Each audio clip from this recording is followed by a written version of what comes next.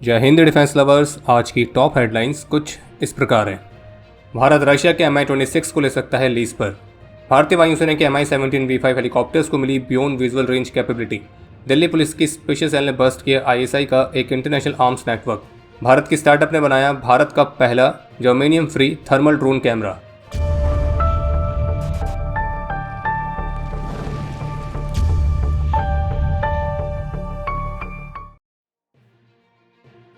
Latest reports के मुताबिक भारतीय वायुसेना ने अपने Mi-17 V5 हेलीकॉप्टर्स में इजरायली ओरिजिन के advanced spike non line of sight air to ground missile को इंटीग्रेट किया है, जिसकी मारक क्षमता 50 किलोमीटर तक है। और अभी फिलहाल कुछ ही Mi-17 V5 हेलीकॉप्टर्स में सिस्टम्स इंटीग्रेट किए गए और इस पर जो कार्य है वो कुछ ही महीने पहले शुरू किया गया था। और इस योजना के तहत भारतीय वायुसेना अपने Mi-17 V5 हेलीकॉप्टर्स की लॉन्ग रेंज और stand of precision strike capabilities को इन्हेंस करने पर काम कर रही है। और इस स्पाइक मिसाइल के इंटीग्रेशन से जो हेलीकॉप्टर है वो बियॉन्ड विजुअल रेंज में भी टारगेट्स को हिट करने में सक्षम होगा। बाकी भी वर्तमान समय में इंडियन आर्म फोर्सेस में लगभग 220 से अधिक Mi-17 हेलीकॉप्टर्स मौजूद हैं। और अगर इस फ्लीट के थोड़े से हिस्से को भी स्पाइक मिसाइल के साथ इक्विप किया जाता है तो वो भी स्ट्राइक कैपेबिलिटी को इन्हेंस करके एक लो कॉस्ट फोर्स मल्टीप्लायर की तरह एक्ट करेंगे। बाकी जो स्पाइक मिसाइल है इसे Israeli firm Rafael Advanced Defense Systems ने बनाया है और इसका 6th जनरेशन वेरिएंट भी ऑलरेडी बनाया जा चुका है और एक कई अलग अलग वेरिएंट्स में उपलब्ध है, जैसे कि man portable version, vehicle launch version, helicopter launch version और इसके मैरीटाइम वेरिएंट्स।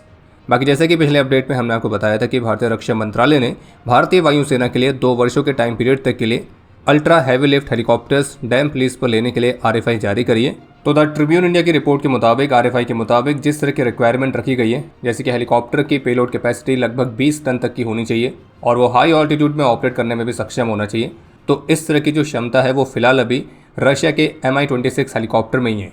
और जबकि भारतीय वायुसेना ऑलरेडी Mi-26 हेलीकॉप्टर्स को पहले ऑपरेट कर चुकी है। लेट 1980s में करीब 4 Mi-26 हेलीकॉप्टर्स लिए गए थे, जिसमें से एक हेलीकॉप्टर 2010 के आसपास क्रैश हो गया था और फिर बाकी के 3 हेलीकॉप्टर्स भी 2017 तक ग्राउंडेड कर दिए गए थे। लेकिन रिपोर्ट के मुताबिक अक्टूबर 2024 में भारत ने रशिया के साथ इन ग्राउंडेड Mi-26 हेलीकॉप्टर्स की ओवरहॉलिंग के लिए एक डील साइन करी थी। आगे बताया जा रहा है कि ये जो अल्ट्रा हैवी लिफ्ट हेलीकॉप्टर्स को लीज पर लेने वाली RFI जारी की गई है, तो ये प्रोग्राम पुराने Mi-26 को ओवरहॉल करने वाले प्रोग्राम से अलग है। आज DRDO और भारतीय नौसेना ने संयुक्त रूप से मिलकर नेवी के हेलीकॉप्टर प्लेटफॉर्म से पहली बार भारत की स्वदेशी शॉर्ट रेंज की नेवल एंटीशिप मिसाइल के साल्वो मोड में ट्रायल्स कंडक्ट किए थे और ये ट्रायल्स ओडिशा में बे ऑफ बंगाल कोस्ट पर कंडक्ट किए गए थे। बाकी जानकारी के लिए आपको बता दें कि भारत की पहली स्वदेशी एयर लॉन्च एंटीशिप मिसाइल है, जिसकी मारक क्षमता लगभग 55 किलोमीटर तक है और ये मैक 0.8 तक की रफ्तार को अचीव करने में सक्षम है और इसे सी किंग, MS-60R, HAL ध्रुव इन हेलीकॉप्टर से लॉन्च किया जा सकता है। इस मिसाइल को DRDO ने डिज़ाइन किया है और अडानी डिफेंस एंड एरोस्पेस ने इसको DCPP प्रोग्राम के तहत मैन्युफैक्चर किया है।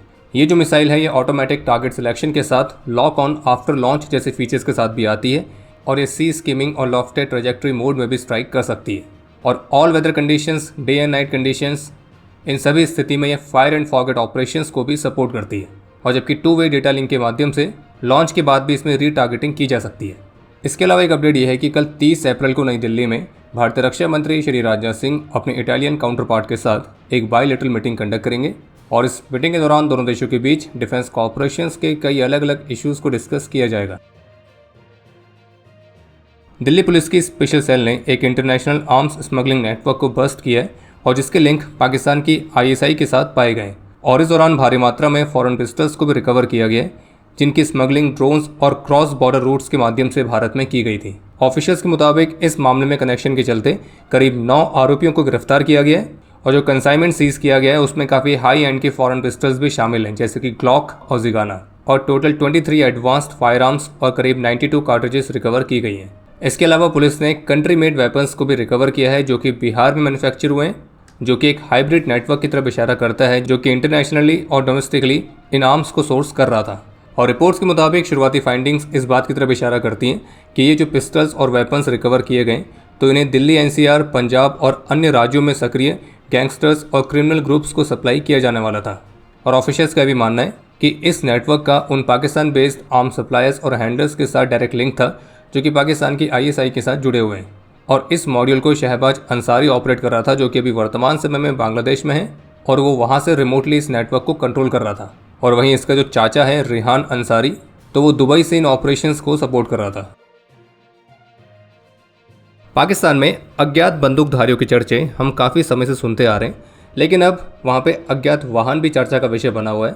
और रिपोर्ट यह है कि सुअरों के संगठन जैश का एक टॉप का सुअर है जिसका नाम है सलमान अजहर। तो पाकिस्तान में किसी अज्ञात वाहन ने उसे काफ़ी संदिग्ध परिस्थिति में टक्कर मार दी थी, जिसके बाद से उसका होरिफिकेशन हो गया है, यानी कि वो निपट चुका है। और अभी अज्ञात वाहन कौन चला रहा था, कहाँ से आया था, क्या था, इसके बारे में फिलहाल अभी कोई जानकारी उपलब्ध नहीं है। लेकिन ये जो सलमान अजहर है, ये जैश के टॉप के आतंकी कमांडर्स में से एक था। इसके अलावा एक अपडेट ये है कि हैदराबाद बेस्ड एक डीप टेक स्टार्टअप जिसका नाम है EON स्पेस लैब्स, तो इन्होंने एक ऐसे स्वदेशी थर्मल ड्रोन कैमरा को अनवील किया है जो कि 2 किलोमीटर की दूरी से टारगेट्स को स्पॉट करने में सक्षम है। और उसका नाम है ल्यूमेरा E40150 और जिसे भारत का पहला germanium free thermal drone camera करके डिस्क्राइब किया गया है, जो कि 2 किलोमीटर की दूरी से ह्यूमन जैसे टारगेट्स और 8 किलोमीटर की दूरी से व्हीकल्स जैसे टारगेट्स को डिटेक्ट करने में सक्षम है। और इस सिस्टम को एरियल इंटेलिजेंस, सर्विलेंस और रिकॉनेसेंस मिशंस के हिसाब से डिज़ाइन किया गया है। बाकी जो अधिकतर इंफ्रारेड इमेजिंग सिस्टम्स होते हैं वो जर्मेनियम पर काफ़ी ज़्यादा निर्भर होते हैं, और जो कि एक बहुत ही रेयर और एक्सपेंसिव मेटल है। और जियोपॉलिटिकल टेंशंस और अन्य सिचुएशंस की वजह से इसकी जो ग्लोबल सप्लाई चेन है तो वो भी काफ़ी कम रहती है। और 2023 के मध्य से जर्मेनियम की जो प्राइजेस हैं वो भी लगभग 3 गुना बढ़े हैं। और भारत भी अपनी जर्मेनियम के रिक्वायरमेंट्स के लिए 100% इम्पोर्ट ही करता है। तो ऐसे में भारत का ये जो स्टार्टअप है ये एक germanium free thermal drone camera के साथ आया है। ईरान की वेसल्स के खिलाफ US नेवी का ब्लॉकेड लगातार जारी है। और जबकि वॉल स्ट्रीट जर्नल की रिपोर्ट के मुताबिक प्रेसिडेंट ट्रंप ने इस बात का निर्णय लिया है कि ईरान पर जो ये लॉन्ग टर्म ब्लॉकेड है लगातार जारी रहेगा। और फिर ऐसे में ईरान की तरफ से वार्निंग भी जारी की गई है कि अगर US इसी तरह से ईरान से लिंक रखने वाली वेसल्स को सीज करना जारी रखेगा तो ईरान US के खिलाफ एक अभूतपूर्व सैन्य कार्रवाई शुरू कर सकता है।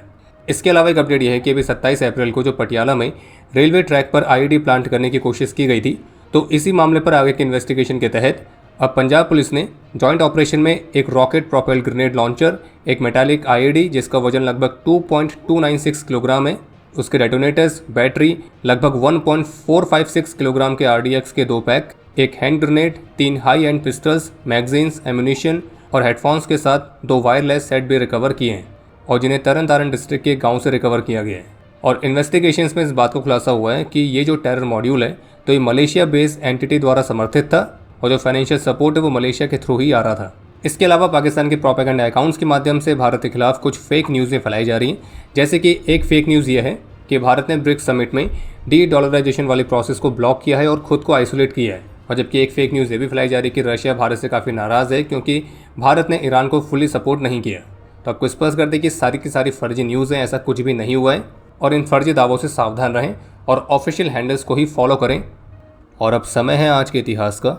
आज के दिन 1999 में जम्मू कश्मीर में अपने अदम्य साहस और वीरता का परिचय देते हुए मेजर विनय चौधरी वीर गति को प्राप्त हुए थे और इन्हें मरणोपरांत शौर्य चक्र से सम्मानित किया गया।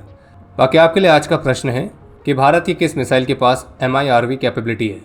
और अब समय है आज के टॉप 3 कमेंट्स का, जो ये रहे आपकी स्क्रीन पर।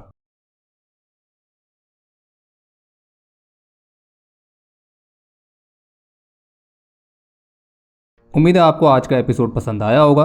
पसंद आया तो वीडियो को लाइक करना ना भूलें। आपके कोई भी सुझाव या सवाल हो तो उसके लिए कमेंट सेक्शन ओपन है। और अगर आप डिफेंस रिलेटेड और भी एक्सक्लूसिव कंटेंट में दिलचस्पी रखते हैं तो आज ही प्ले स्टोर से डिफेंस स्क्वाड की सुपर ऐप को डाउनलोड करना ना भूलें। और अगर आप चैनल पर पहली बार आए हैं तो squadron.in पे जाके हमारे नए डिज़ाइंस को भी चेकआउट जरूर करें। बाकी जल्द मिलेंगे नए एपिसोड के साथ। तब तक के लिए जय हिंद, जय भारत।